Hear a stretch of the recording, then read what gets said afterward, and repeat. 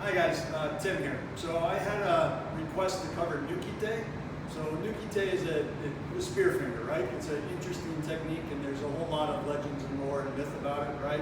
The idea is of reaching into somebody's chest and pulling out their beating heart is in martial arts, melodramas, but it's not, I don't think, reality, right? So we come in and we do the strike, yeah?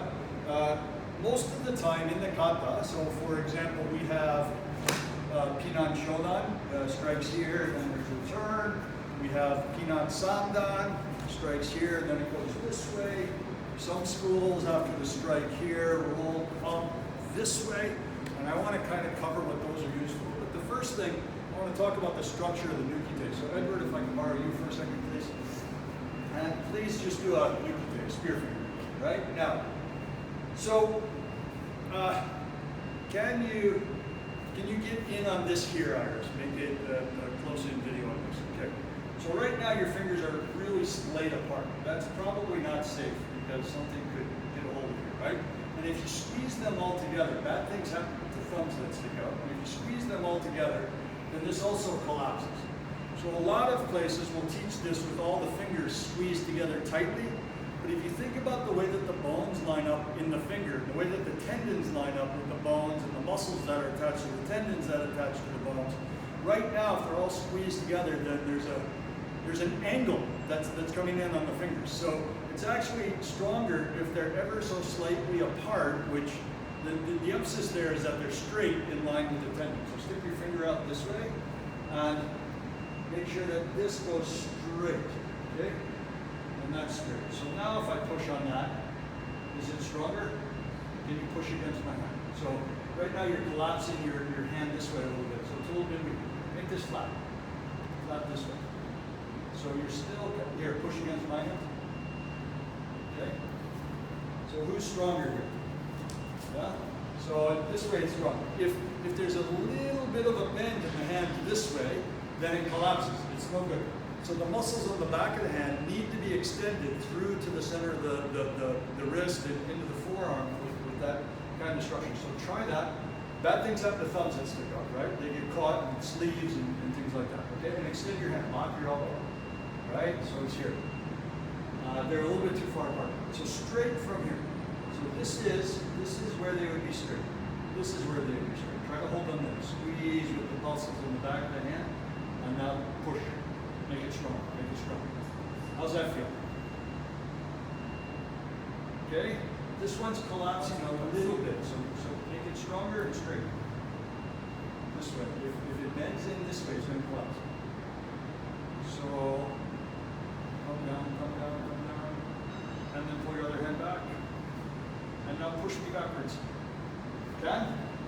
All right. So a lot of places are thinking that this is coming in here, right below the xiphoid process, right? Yes, I could come in here and I could spear finger you there. Does that work? Okay.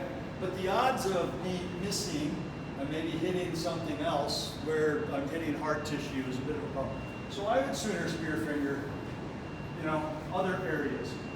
Into the armpit, into the soft tissue of the lymph nodes, inside here. There's lots of better targets to spear finger. But in a kata, you've got to do it somewhere, right? And compared to other parts of the chest, yeah, that's the best place to attack. I'm not sure I would endorse trying to attack there in a real fight. Angles are going to change. It's going to get sloppy, dirty. People are going to be sweating. Who knows what's going to happen, right? So I would sooner go for other targets. But maybe that's a target opportunity you can get. So fine, that's what's in the kata. The next move, I'm going to come here in my kata. So from here, right, I've pulled this hand back. Let's talk about that. Because some schools use this down and strike. It could be down and strike here, which I would prefer. We pull the hand back, right? So now when we have a situation, maybe throw a punch, and I'm coming down this way. Now it starts to work something along those lines. This pulling back motion creates a little bit more dynamic movement. If we're in a fighting position and we're bobbing and weaving, and I come over the top this way, that works. And this looks more like this in the kata, and that's a valid application as well. But say that all goes wrong, and you grab my wrist, right? So I'm in a bad situation now, because now it's whoever's stronger. Edward, would you grab me if we were in a fight? Maybe, maybe. But if you were much bigger than me, would you grab me? Would you grab Iris in a fight?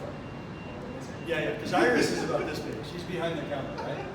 Edward's up here, right? I'm up here. So maybe he grabs and maybe doesn't. Usually if somebody grabs you, it's because they feel they have a superiority in size and strength or skill. It's a bad day if somebody who wants to grab you, grabs you. So what I'm going to do is I'm going to break free like this. Be careful in the kata that you don't leave this hand floating. If I'm here and he grabs my hand and I leave my hand floating, now don't be compliant, okay? If I leave my hand floating, this is a problem. Even if I try to wrench it out, be strong, be strong. Try to wrench it out, that's a problem. But if I do this little trick where I turn it and I drop it against my leg there, then that's what we have in the kata. So we have here and then we turn in the kata. So in Pinan Shodan, here, turn, touch this way, Edward.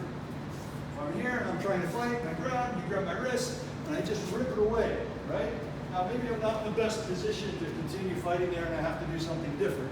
But from here, grab, rip, turn away, bam, now I have some space to work with, could do something like that. In Pinan Sandan, we have one where it's here, and then I go this way. And then we do a headbutt, and then we come around here. Other schools come here, and they roll up on it and do a hammer fist this way. Both of those are good. This one here, I use this as a means to teach. Grab my wrist, please. If I try to use my muscles to rip my handle, and I want you to be strong and don't let me move. Be strong, be strong. Get a good stance and don't let me move. Okay? If I try to rip him away with my hand, maybe I can. But if I forget I have an arm, I leave it there. I just use my body. Grab with both hands. Okay? So this way, if I'm trying to pull with my bicep and I'm trying to use my arm to release my arm, it doesn't work. If I forget I have an arm and I just use my stance, and then I turn around and it works. The other way, right? If I roll up on it, this is a way to break free. So that also works. One other thing about the nukite, right? So we already talked about maybe that's not the best target, maybe it's a better target, maybe these are good targets, maybe something along the lines here is a good target, maybe something along here, coming in this way is a good target, right? So maybe from this structure, coming up this way and striking in here is a good target. So when you're thinking nukite, one, think structure. Two, think where you're going to hit with it and does it make sense. Three, maybe it's not a hit, maybe it's a setup, sweeping in to set up the next attack. Four, think about releasing and doing the next technique. And I think you'll learn some things in your training about nukite with that. As always, thanks for watching.